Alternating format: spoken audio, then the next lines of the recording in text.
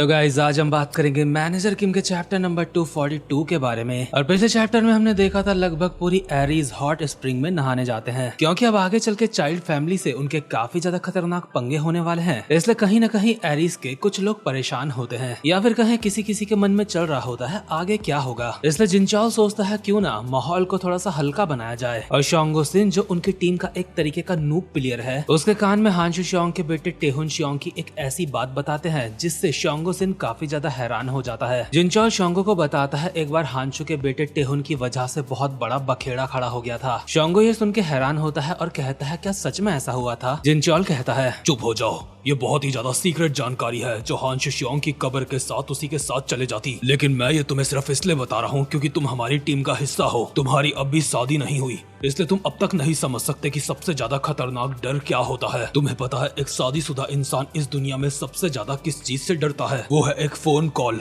जो तुम्हारी वाइफ तुम्हें करती है, जिसे कुछ नहीं पता कि तुम क्या कर रहे हो। अगर तुम शादीशुदा हो तो अपनी बीवी के एक फोन कॉल की वजह से तुम बहुत ज्यादा डर में आ सकते हो। और जिनचॉल हानशु के बारे में ये बात क्यों बोल रहा है ये जानने के लिए हम एक पास्ट का सीन देखते हैं। क्योंकि हानशु की वाइफ भी एक एथलीट है, इसलिए उन्हें ट्रेनिंग के लिए कुछ दिनों के लिए घर से जाना होता है। यानी कि कुछ दिनों के लिए टेहुन की पूरी जिम्मेदारी हानशु के ऊपर आने वाली है। इसलिए हानशु की वाइफ उससे कहती है क्या तुम संभाल लोगे? हानशु एक स्माइल के साथ कहता है अरे हनी चिंता मत करो, मैं संभाल लूंगा टेहुन को। लेकिन उसके बावजूद भी हानशु की वाइफ को टेहुन की काफी ज्यादा चिंता हो रही होती है। लेकिन फिर भी उसके पास टेहुन को हानशु के पास छोड़ने के अलावा और कोई रास्ता नहीं होता। हानशु भी एक अच्छा पति बनते हुए कहता है अरे हनी मैंने कहा ना कोई बात नहीं, सिर्फ एक हफ्ते की तो बात है, तुम इतनी ज्यादा चिंता मत करो और तुम आराम से रिलैक्स होके जाओ। इसके बाद हानशु की वाइफ चले जाती है और टेहुन चुपचाप से शरीफ बच्चे की तरह टीवी देखने लगता है, जिसमें टर्टल शिप डॉक्यूमेंट्री नाम का एक शो आ रहा है, जिसमें ऑब्वियसली एक शिप के बारे में बताया जा रहा है जिसका नाम है टर्टल शिप। टीवी में बताया जाता है उस कोहरे के पार 400 सालों से भी ज्यादा समय से एक गार्डियन शांति और अपने गर्व के साथ आज भी वहाँ पे खड़ा है। इसी के साथ साथ में हानशु फ्रिज में कुछ खाने का सामान ढूंढ रहे होते हैं कि आखिर टेहुन को क्या खिलाऊं। इतने में ही टेहुन टीवी देखते देखते हानशु से कहता है डैड मॉम कहाँ गई? क्या वो घर से भाग गई? अरे नहीं बेटा, उन्हें जरा ट्रेनिंग में जाना था, उनका एक बहुत ही इंपॉर्टेंट मैच है, इसलिए कुछ समय के लिए बस हम दोनों ही यहाँ पे साथ में हैं। तुम्हें अगर कुछ चाहिए होगा तो तुम मुझे बता सकते हो ना। ऐसा तो कुछ नहीं है जो मुझे चाहिए। टेहुन दोबारा से टीवी में देखने लगता है टर्टल शिप को, जिसकी कमेंट्री हमें दोबारा से सुनाई जाती है। ये एक अनडिफीटेड लेजेंड है जो कभी किसी से नहीं हारा, जिसको कहते हैं द टर्टल शिप। ये कोई मामूली शिप नहीं बल्कि एक ऐसी ढाल है जो आज तक किसी के सामने झुकी नहीं, एक ऐसा प्रतीक जिसे हारना मंजूर नहीं। ये सब देखते हुए टेहुन को थोड़ी सी दिलचस्पी आती है, इसलिए हानशु को कहता है मुझे टर्टल शिप देखनी है। हानशु कहता है अचानक से तुम्हें टर्टल शिप देखने का मन क्यों कर रहा है? वो तो शायद अभी म्यूजियम में होगी। लेकिन म्यूजियम में जो टर्टल शिप होती है वो सिर्फ टर्टल शिप की एक कॉपी होती है जो टर्टल शिप की महानता को उसके सही रूप में नहीं दिखा पाती। इसलिए टेहुन अपने फादर को कहता है अरे नहीं डैड यार, मुझे वो नकली वाली नहीं देखनी, असली देखनी है मुझे। हानशु बस टेहुन को टालने की कोशिश करता है और फ्रिज से कुछ खाना निकाल के देखता है ये तो खराब हो चुका है, इसलिए अब उसे जाके मार्केट से कुछ खाने के लिए लेके आना होगा। इसलिए जल्दी से यहाँ से जाते हुए टेहुन को कहता है टेहुन मैं बेटा जल्दी से मार्केट से होके आता हूँ, तुम टीवी देखो तब तक, ठीक है? आज रात डैड तुम्हें कुछ बहुत ज्यादा स्वादिष्ट खाना खिलाएंगे। लेकिन टेहुन का ध्यान अपनी डैड की बातों में नहीं बल्कि टीवी में होता है, जहाँ पे बताया जा रहा है टर्टल शिप की महानता की यादें आज भी जिंदा है और सांसें दे रही है, और जिस जगह पे उसकी यादें आज भी जिंदा है उस जगह का नाम है साउथ ग्योंगशैंग प्रोविंस जो टोंगयोंग में पड़ता है। इसी जगह पे टर्टल शिप ने अपनी बहुत ज्यादा महान जीत को हासिल करा था, और आज भी उस जगह पे जाने पे टर्टल शिप की जीत का ऑरा लोगों को महसूस होता है। लेकिन वो जगह श्योल से लगभग 400 किलोमीटर दूर है, और ऑब्वियसली टेहुन लोग श्योल में ही रहते हैं, इसलिए टेहुन को अगर वहाँ जाना है तो वहाँ जाने में उसको काफी वक्त लग जाएगा, और कुछ खुराफात करने का कीड़ा टेहुन के अंदर जाग चुका है अब तक। लेकिन हानशु इस बात से बिल्कुल अनजान मार्केट में बस सब्जी ले रहा है। इतने में हानशु की वाइफ हानशु को कॉल करके कहती है सब कुछ ठीक है ना, मुझे अभी भी टेहुन की चिंता हो रही है, तुम उसका ध्यान रख रहे हो ना, और फ्रिज में खराब खाना पड़ा था उसको मत खाना। हानशु कहता है हाँ हनी, मैं इसलिए ही मार्केट आया था कुछ अच्छा सा लेने के लिए जिसको हम रात को खा सके। और अपनी बीवी को दोबारा से कहता है तुम्हें बिल्कुल भी चिंता करने की कोई जरूरत नहीं, मैं टेहुन को बहुत ही बढ़िया करके संभाल लूंगा, और अगर कुछ हो भी जाता है तो तुम मुझे जानती हो, मैं सब कुछ हैंडल कर लूंगा, तुम्हें पता भी नहीं चलेगा कि कोई गड़बड़ हुई थी। लेकिन इतने तक तो अपना टेहुन घर से कब का बाहर भी निकल चुका है, और एक रैंडम रैंडम सी लड़की जो ला ला ला ला ला करते हुए चल रही थी अचानक से उसके सामने आता है और कहता है, हे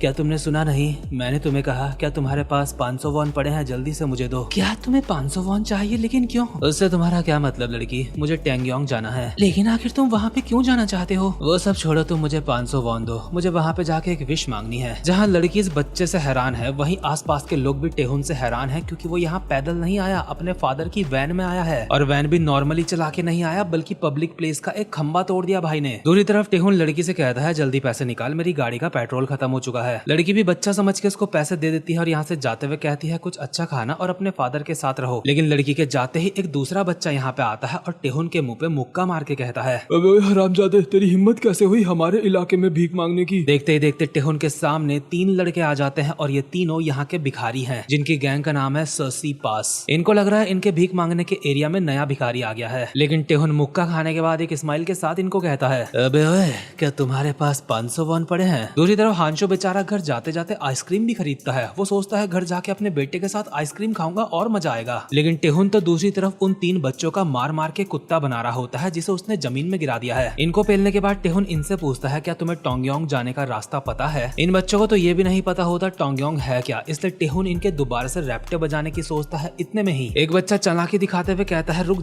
जाओ, मुझे पता है टोंगयोंग के बारे में। मैं एक ऐसे अडल्ट इंसान को जानता हूँ जो पहले वहीं रहता था। टेहुन बोलता है, तो देर किस बात की, बता जल्दी कहाँ है वो। लेकिन वो अडल्ट बंदा होता है अभी यूजोंगबू नाम की जगह पे इन बच्चों के हिसाब से। टेहुन एक पल भी ये नहीं सोचता शायद ये किसी तरीके की चाल हो सकती है, सीधा इन बच्चों को कहता है, तो चलो साथ में यूजोंगबू चलेंगे। दूसरी तरफ हांशु बहुत ही खुशी में घर पहुंचता और कहता है, टेहुन मैं खाना ले आया। लेकिन वहाँ पे उसे टेहुन कहीं भी दिखाई नहीं देता। जहाँ हांशु परेशान हो रहा है वहीं दूसरी तरफ वो बच्चे टेहुन को कहते हैं, अगर हम सब साथ में यूजोंगबू जाएंगे तो हमें काफी सारा पैसा लगेगा। टेहुन एक क्रीपी सी स्माइल के साथ कहता है, तुम उसकी चिंता मत करो, मेरे पास एक रास्ता है, चलो एक कार चोरी कर लेते हैं, मुझे ड्राइविंग करनी भी आती है, इसलिए चिंता की कोई बात नहीं। भिखारी बच्चों का तो दिमाग खराब हो जाता है इस तरीके के बच्चे को देख के कि आखिर ये बच्चा है कि क्या है ये। दूसरी तरफ हांशु पूरा घर छान मारता है लेकिन उसे टेहुन कहीं नहीं मिलता, इसलिए वो पुलिस को कॉल करता है। और जैसे ही पुलिस को बताने वाला होता है कि मेरा बच्चा लापता है, इतने में ही ड्रॉर खोल के देखता है वैन की चाबी भी वहाँ पे नहीं है, इसलिए वो समझ जाता है वो खुद भागा है। इसलिए पुलिस को कहता है, अरे माफ करना, मुझे लगा था मेरा बच्चा घर से मतलब लापता है,